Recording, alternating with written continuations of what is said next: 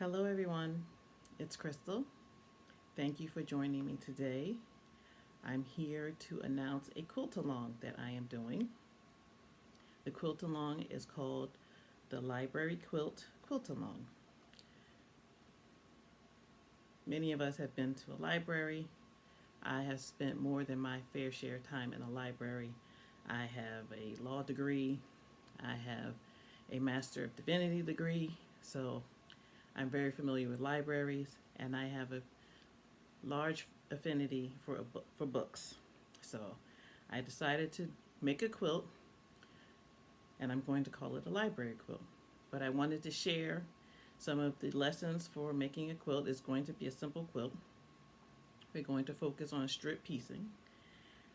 My quilt is going to be 60 inches by 70 inches, and I'm going to make blocks that will finish at 12 inches.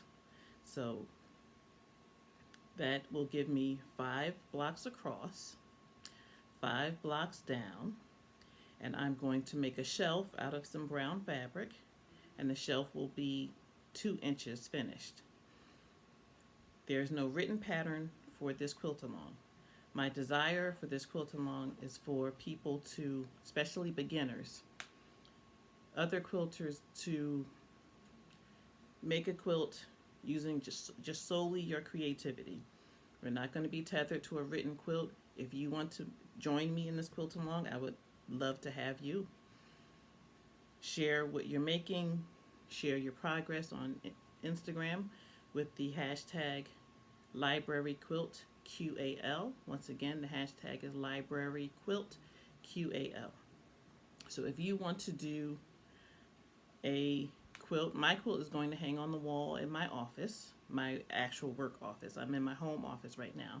But when we do go back to work, I have a wall that has nothing on it.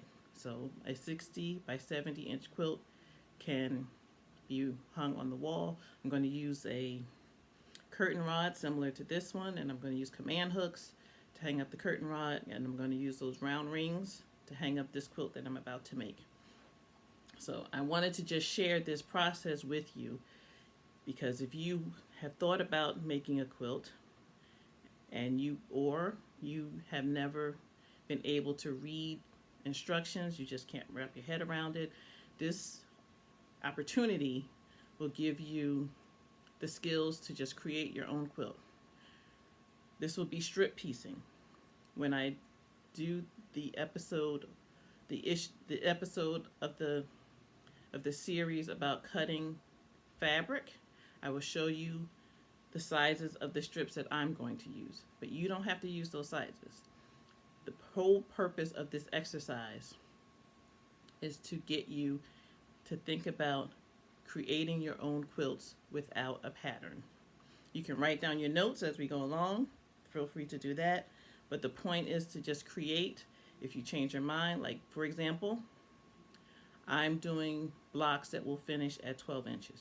You may decide to do blocks that finish at 10 inches or 8 inches. You may decide to do a library quilt that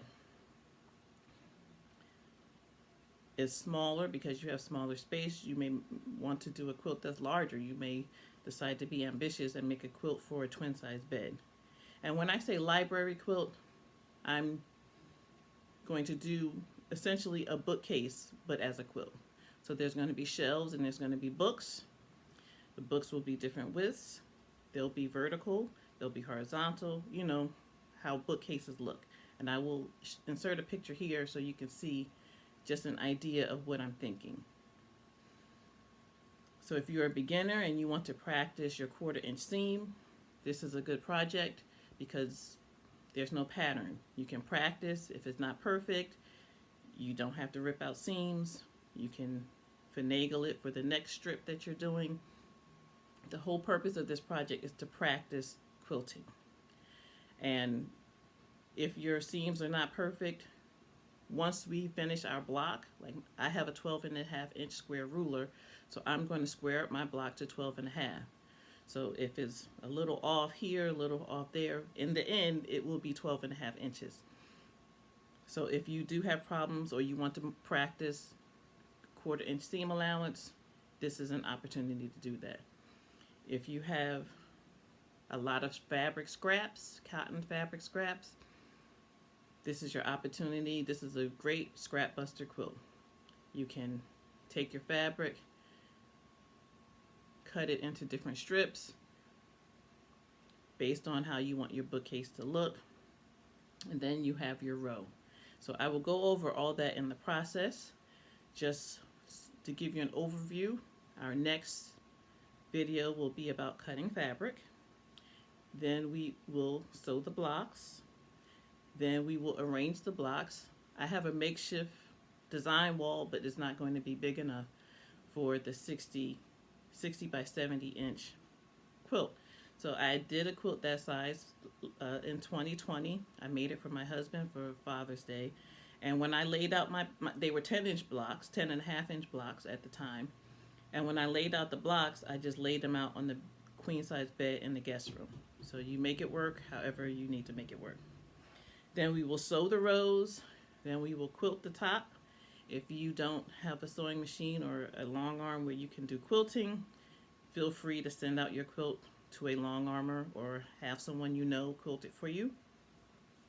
Then we will do the binding. I will show you how to create the binding. I do 2.5-inch binding. I will show you how to make the binding and how to attach the binding so that you can get perfectly mitered corners. And then we'll do the final touches. I'll talk about a sleeve. I am going to put a sleeve on the quilt, but I'm still going to hang it like this. So just in case in the future I have a location that I can use the sleeve. I tried it once I learned how to make a sleeve and attach it to a quilt. I put a sleeve on all my wall quilts just in case I do hang it that way. But most of my quilts are hung this way in my house. And I will show you how I make my labels, where I attach them, how I attach them, etc. All quilts should have a label. Like once we have departed from this earth, people want to know what the quilt story is. So my position is every quilt should have a label. So if you have fabric that you have fabric scraps that you want to cut up to use for your library quilt, gather your scraps. If you have fat quarters that you don't particularly like, gather those too. Like I was in a fat quarter subscription. I didn't like all the fat quarters that came in the subscription, so I use those fabrics as sleeves for my quilts. They're going to go in the back, nobody's going to see them, but I haven't wasted my money because I do use the actual fabric for the fat quarter. So once again, this is the library quilt along. Think about how you want your bookcase to look if you want to participate. Think about how many shelves you want to have. Think about how big you want your blocks to be. Think about what fabric you want to use, whether you want to use scraps, fat quarters. If you just want to practice the technique, I will show you that technique about making the blocks. And join me for some fun in quilting. And during the process, please share your pictures on Instagram and use the hashtag #LibraryQuiltQuiltalong. Thank you, and let's get started.